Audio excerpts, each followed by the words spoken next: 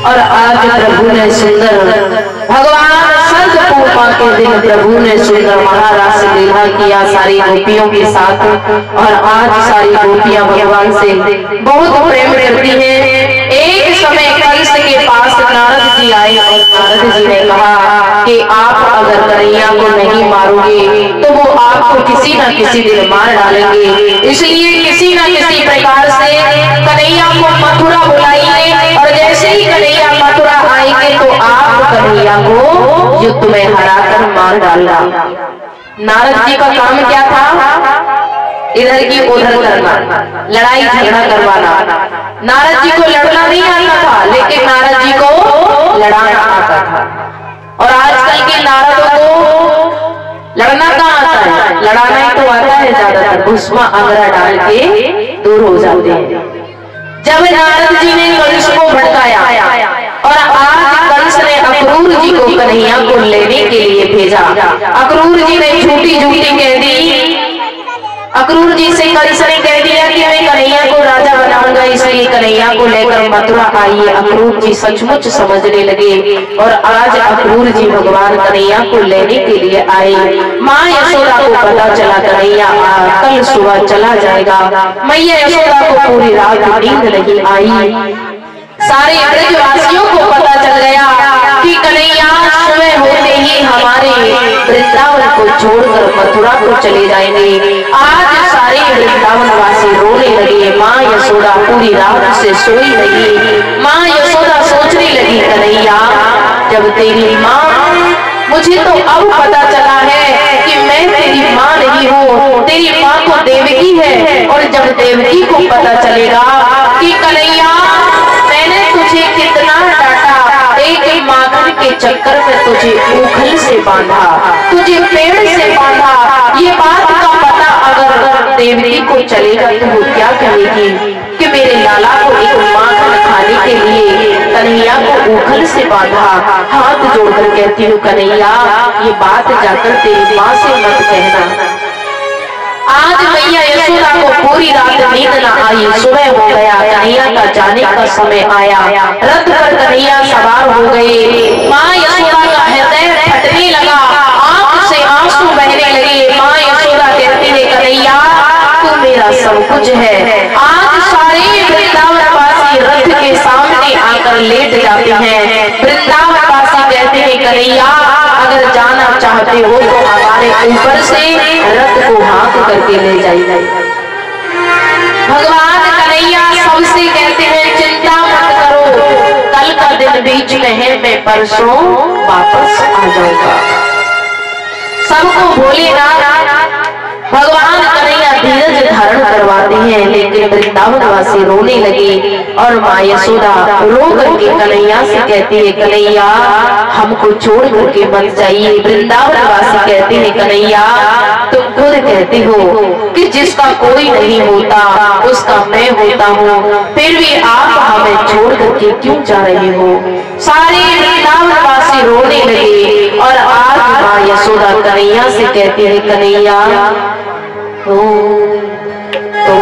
हमको ना छोड़ो कन्हैया, तुम हमको ना छोड़ो कन्हैया, यूं रुलाने की कोशिश ना करना, तुम हमको ना छोड़ो कन्हैया, यूं रुलाने की कोशिश ना करना, तुम हमको ना छोड़ो कन्हैया।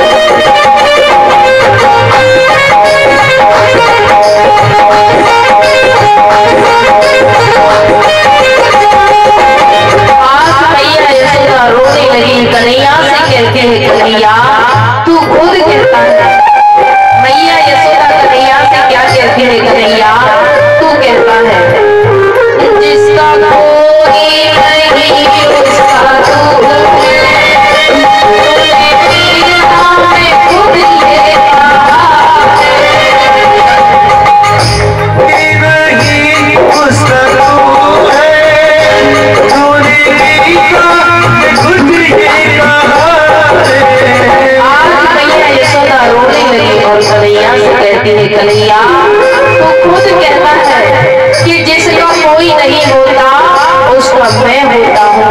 तूने गीता में लिखा हुआ कहा है और आज तू हमको छोड़ करके जा रहा है। हम आपके बिना जी नहीं पाएंगे। आज सारी गोपियां कन्हैया से कहती है कन्हैया जिसका कोई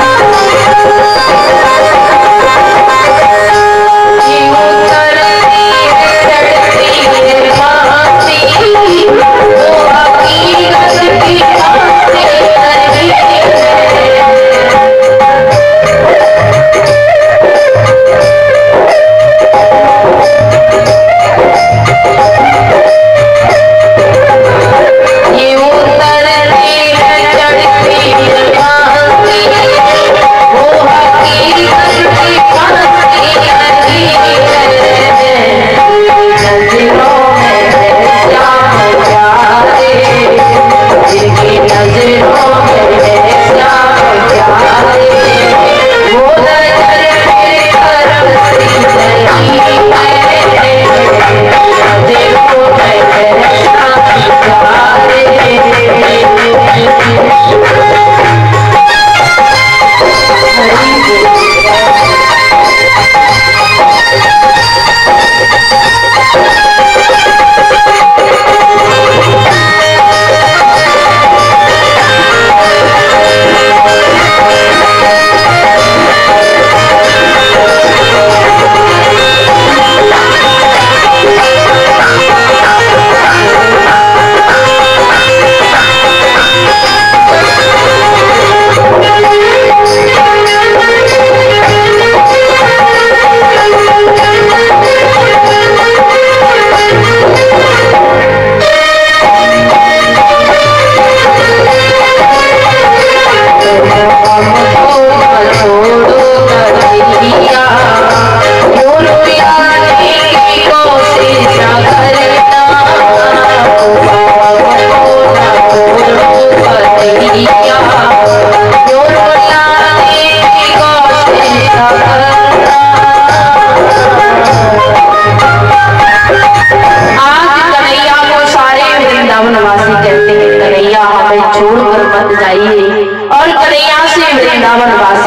कन्हैया तुम खुद कहते हो जिसका कोई नहीं उसका तू है।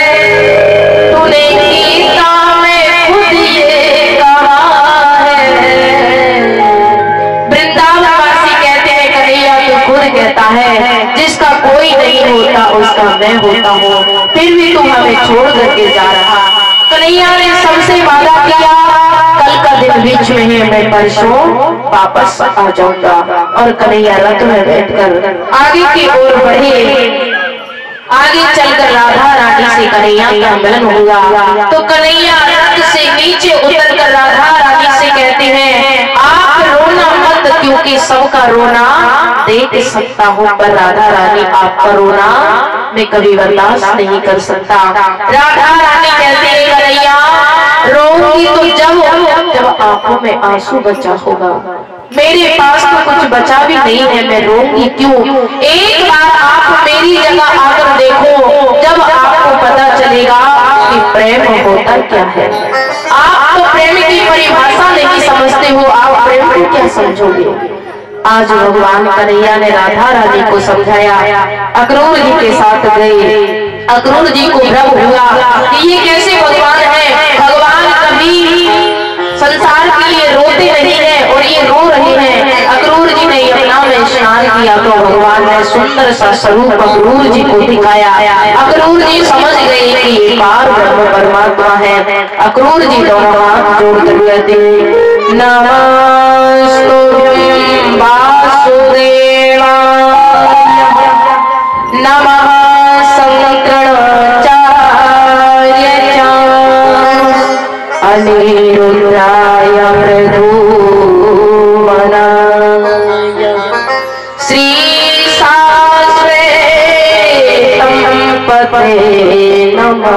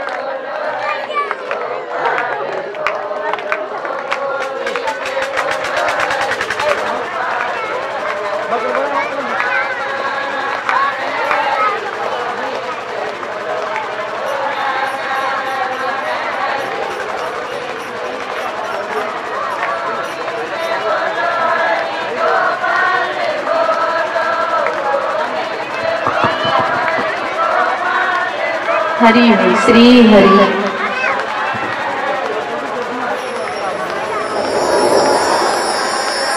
जय श्री हरि हरि बोल श्री हरि। और आइए बोली भक्ति वैसल भगवान की। और आज कन्हैया भगवान अक्रूर जी को सुंदर सा दर्शन दिया। अक्रूर जी बाहर आए और आज भगवान ने जैसे ही प्रवेश किया मथुरा नगरी में तो सबसे पहले भगवान का मिलन हुआ धोबी से। धोबी कपड़े धोने लगा तो भगवान कन्हैया कहते हैं कि हमें कुछ कपड़े हो तो पहनने के लिए दो। तो धोबी को क्रोध आ गया और धोबी भगवान से कुछ कहता हुआ जाने लगा। भगवान से कुछ भी गालियां देता हुआ जाने लगा, कुछ भी बोलता हुआ जाने लगा। भगवान को क्रोध आया और भगवान कहते हैं कि तू वही धोबी है जो अयोध्या में कुछ दिन पहले जब मैंने राम का भेष लिया तब अयोध्या में तू एक अवधवासी था और तूने मेरी सीता का अपमान किया था। सीता का अपमान कैसे किया? ये धोबी ने जो भगवान का मिलन हुआ ना अभी मथुरा में धोबी से, ये पहले के जन्म में अयोध्या में जन्म लिया था। इसने भगवान का अवधवासी बना। भगवान को इसने माता सीता को गालियां दी। माता सीता से कहा, अपनी पत्नी से कहा कि मैं वो राम नहीं हूँ जिसकी सीता को रावण हरण कर ले गया। 6 महीने में अशोक वाटिका में रखा और उसी सीता को वापस लाकर श्री राम जी ने रख लिया। मैं वो राम जैसा नहीं हूँ। पवित्र माता सीता पर उंगली उठाई। इसलिए भगवान श्री राम ने कहा कि इस जन्म में तुम मर्यादा पुरुषोत्तम हो, जब दूसरा जन्म धारण करके आऊंगा तो तुझसे बदला पूरा करूंगा। इसलिए ये वही अवधवासी धोबी बनकर आया। भगवान को क्रोध आया और भगवान कहते हैं कि आज तुझे बचाने वाला कोई ना होगा। जोर से एक घूसा मारा, घूसे से आकर के वो धोबी जमीन में जाकर के गड़ गया और ऊपर गंगा माता प्रकट होकर आई। बोलिए भक्त चला गया। भगवान कन्हैया ने मामा कंस के कपड़े उठाए और सारे को ग्वाल वालों को पहना दिए। ग्वाल वाले कहते हैं कन्हैया हम तो बहुत छोटे हैं, कपड़े लंबे लंबे हैं, इसलिए थोड़ा सा छोटे करवा दो। भगवान एक दर्जी के पास आए, जो दर्जी जन्म जन्म से प्रभु का इंतजार कर रहा था। उस दर्जी के पास जाकर भगवान ने कपड़ों को पहना। दर्जी ने भगवान को कपड़े पहनाए, सारे ग्वाल वालों को कपड़े पहनाए। इसके बाद भगवान ग्वाल वाले कहते हैं कन्हैया कपड़ा तो मिल गए, गले में माला और मिल जाती तो आनंद आ जाता। भगवान थोड़ा सा आगे चलकर सुदाम नाम के माली थे, वहां पर भगवान श्री कृष्ण कन्हैया ने सुंदर से गले में माला को पहना। ग्वाल वालों ने मालाओं को पहना। तो ग्वाल वाल कन्हैया से कहते हैं कन्हैया माला तो मिल गई, माथे पर तिलक और होता तो अच्छा लगता। भगवान कन्हैया कहने लगे तिलक भी लगवाऊंगा, आगे चलो। और सारे ग्वाल वाल भगवान कन्हैया आगे बढ़े तो एक कुब्जा नाम की कंस की दासी थी, हाथ में चंदन लेकर के रोज कंस को तिलक लगाने जाया करती थी। आज जब कंस को कुब्जा हाथ में चंदन लेकर जा रही थी, अब कुब्जा कैसी थी, कुरूपनी, 3 जगह से टेढ़ी, बिल्कुल काली, बहुत बुरी कुब्जा, जिसका नाम कुरूपनी कुब्जा था। त्रिवक्ता नाम की दासी थी। और आज भगवान कन्हैया ने उससे क्या कहा, सुंदरी। भगवान कन्हैया ने कह दिया सुंदरी आपके हाथ का चंदन हमारे मस्तक पर लगा दो। और ये जो कुब्जा है ना, ये पहले के जमाने में कौन थी, सुपर्णखा। सुपर्णखा रावण की बहन। पहले के जमाने में ये सुपर्णखा थी, भगवान से शादी करने के लिए आई। मर्यादा पुरुषोत्तम श्री राम ने कहा सुपर्णखा इस जन्म में शादी नहीं करूंगा, दूसरे जन्म में जाकर के कुब्जा नाम की कंस की दासी बनोगी, मैं आपसे विवाह जरूर करूंगा। वचन दिया। आज वही वचन निभाने के लिए कन्हैया कुब्जा से कहते हैं हे सुंदरी हमारी तरफ देखो। अब कोई सुंदर ना हो और उसे बहुत सुंदर बोल दिया जाए तो उसके मन में तो लड्डू फूट जाते हैं। वो सोचता है कि जब सुंदर नहीं हूँ और मुझे सुंदर बोल दिया इसका मतलब मैं बहुत सुंदर हूँ, घमंड आ जाता है। और आज कुब्जा ने घूम करके देखा भगवान कन्हैया को। कन्हैया कहते हैं हमारे मस्तक पर तिलक लगाओ। कुब्जा ने आज अपने अंगूठे को लिया, कन्हैया के मस्तक पर तिलक लगाने लगी। भगवान कन्हैया ने एक पग कुब्जा के पग के अंगूठे पर रखा और एक हाथ ठोड़ी से लगाया और जो ही कन्हैया ने जोर से झटका मारा, कुब्जा इतनी सुंदर हो गई देवांगना की तरह। बोलिए भक्तवत्सल भगवान। कुब्जा राधा रानी के बराबर सुंदर भगवान ने बना दिया। इतनी सुंदर कुब्जा हो गई, 3 जगह से टेढ़ी को आज सचमुच में भगवान ने सुंदरी बना दिया। नाचने लगी आज मैं बहुत सुंदर हूँ। और कन्हैया आगे की ओर बढ़े, जहाँ पर सुंदर इंद्र का धनुष रखा हुआ था। बच्चों ने जाकर के कन्हैया को दिखाया और कन्हैया ने खेल ही खेल में धनुष को तोड़ डाला। आज कन्हैया धीरे धीरे मामा कंस के पास पहुंचे तो मामा कंस ने बड़े बड़े चांडूल जैसे राक्षसों को बुलाकर, मुष्टिक जैसे योद्धाओं को बुला करके खड़ा किया और कहा कि कन्हैया तू मेरे पास आना चाहता है, पहले ये तो योद्धाओं से लड़ाई लड़ो, अगर तुम जीत गए तो राजा बनाऊंगा, अगर हार जाओगे तो आपको वापस गोकुल वृंदावन भेज दूंगा। झूठ बोलता है कंस। भगवान कन्हैया ने चांडूल मुष्टिक जैसे बड़े बड़े योद्धाओं से युद्ध किया। बलराम भी साथ में आए, बलराम ने चांडूल को मारा, कन्हैया ने मुष्टिक का प्रहार किया और जो ही जोर से घुमाया पृथ्वी पर देख खींचा, दोनों के प्राणों का अंत हो गया। लास्ट में बचा मामा कंस। मामा कंस के पास कन्हैया आए तो मामा कंस क्या कहता है कि कन्हैया आ मेरे गले लग जा। बलराम ने कह दिया कन्हैया सचमुच में मत समझ लेना कि मामा कंस तुझे चाहते हैं, वो तुझे घोट कर, गला घोट कर मारना चाहते हैं, मसल करके मारना चाहते हैं। कन्हैया कहते हैं भैया आप चिंता मत कीजिए, इसका बदला तो मैं अच्छे से लेने जानता हूँ।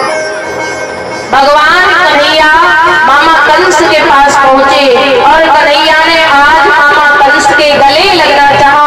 मामा कंस ने जोर से मसलना चाहा, कन्हैया अंतर ध्यान हो जाते हैं। भगवान अंतर ध्यान हो गए।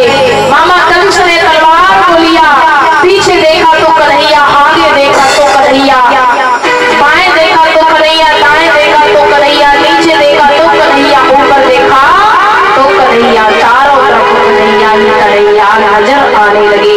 मामा कंस भ्रमित हो गया कि किसको मारूं, कौन को मारूं। मामा कंस ने तलवार को लिया, भगवान के ऊपर प्रहार करने लगे। प्रभु कन्हैया को भी क्रोध आ गया कि अब तो मामा कंस को बहुत खिला लिया। कन्हैया को क्रोध आया। एक कन्हैया ने मामा कंस के जोर से कस करके केसों को पकड़ लिया, बालों को पकड़ लिया। तो मामा कंस फड़फड़ाने लगा, दोनों हाथ जोड़कर कहता है कन्हैया मुझे छोड़ दे। भगवान कहते हैं एक बार जिसको पकड़ लेता हूँ उसे कभी छोड़ता नहीं हूँ। याद करो आपने मेरी माँ के बालों को पकड़ा था, मेरी माँ देवकी के केसों को पकड़ा, तो मेरी माँ ने दोनों हाथ जोड़कर कहा कि भैया मुझे छोड़ दो। तो क्या तुमने उनको छोड़ा? तुमने उनको नहीं छोड़ा। इसलिए बदला है, जो जैसा करेगा उसको वैसा ही भरना पड़ेगा। इसलिए आपने मेरी माँ के केसों को पकड़ा तो आपको लास्ट में वही परिणाम मिला। भगवान कन्हैया ने केसों को पकड़ा, चारों तरफ घुमाया, पृथ्वी पर जैसे ही दे मारा मामा कंस के प्राणों का बोलिए भगवान की, अयोध्या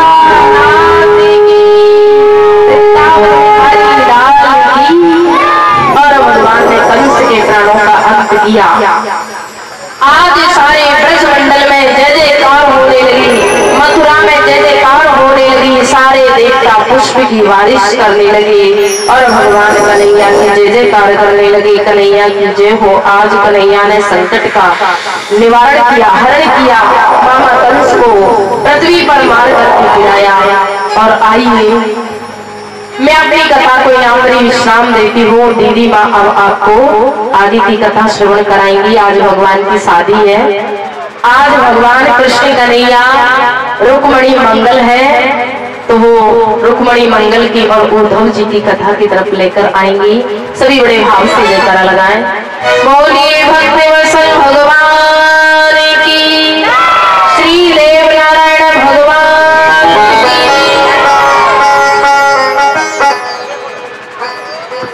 जय श्री, जय जय श्री।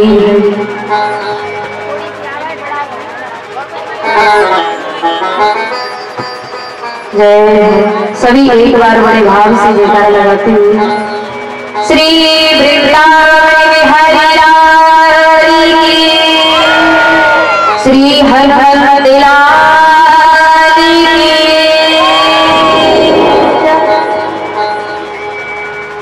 और हमारे संत बड़े भाव से वर्णन करते हैं कि आज भगवान श्री कन्हैया ने सुंदर मामा कंस का वध किया और अपने नाना और अपने माता पिता देव वसुदेव जी महाराज को कारागृह से मुक्त किया। भगवान कन्हैया के जो नाना जी हैं उग्रसेन, उन्होंने कह दिया कि कन्हैया ये राज आपने कंस से मुक्त किया है, तो ये राज मैं आपको प्रदान करना चाहता हूँ। भगवान ने कहा कि नाना श्री इस पर आपका अधिकार है, हमेशा से था और हमेशा रहेगा। भगवान ने सुंदर मथुरा का राज अपने नाना को प्रदान किया। आज भगवान सुंदर शांतिवन आश्रम में विद्या अध्ययन करने के लिए गए और भगवान की वहां पर श्री सुदामा जी महाराज से मित्रता हुई।